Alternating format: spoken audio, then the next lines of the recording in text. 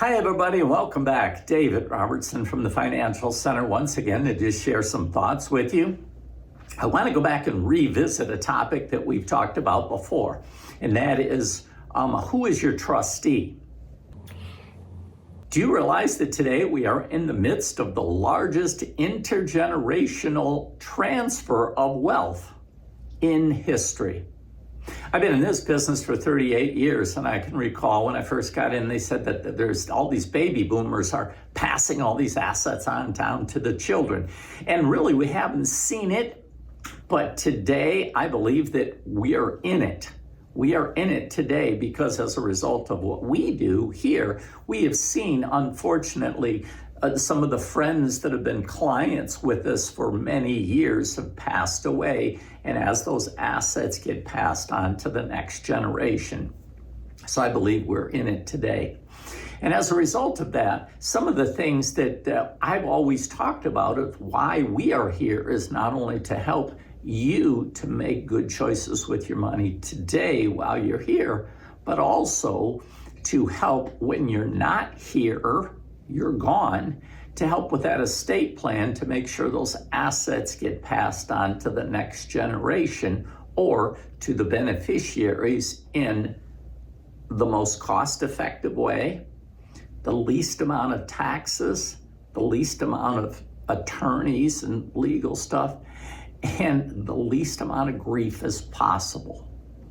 That's what our goal is. And that is quite frankly why I'm bringing up this subject again to ask, who is your trustee? Or are you named as a trustee on any trusts? As a result of doing what we do, we've seen some kind of things happen, and I want to go back and revisit some of the good and the bad and the ugly that in fact can happen. Many people have told me, hey, Dave, I'm going to name my kids as the trustee.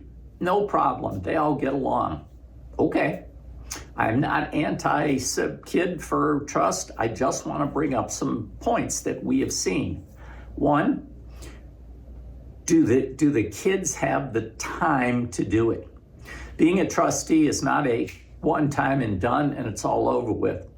It's easy to spend 10 to 20 hours a week for the first 6 months or a year being a trustee. I've seen many kids say to me, Dave, I wish my parents never would have done this to me. So that's the first thing, do they have time? Second thing is, can they be neutral with the rest of the siblings, if there are siblings? In many cases, I've seen the family not come together, but actually be fractured because of a sibling as a trustee. So can they be neutral?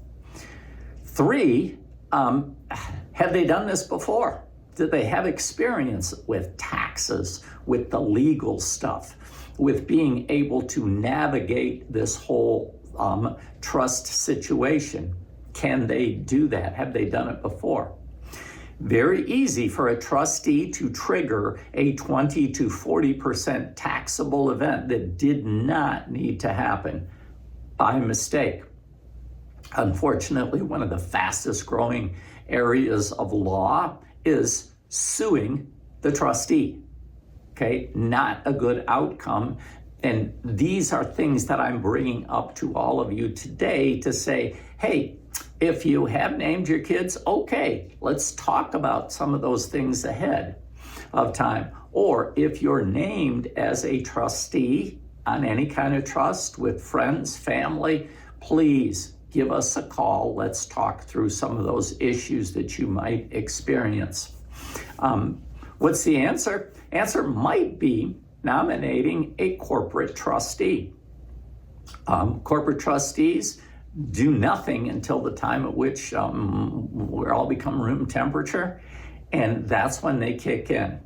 And one of the questions people have said, but Dave, those things cost and they're costly. In my experience, and in many cases, the cost of a corporate trustee can be less than what you'd have to pay somebody else to do that. And yes, if one of the kids are trustees, I'm going to suggest that they do need to be compensated and paid for that, because it is a full-time job to do that.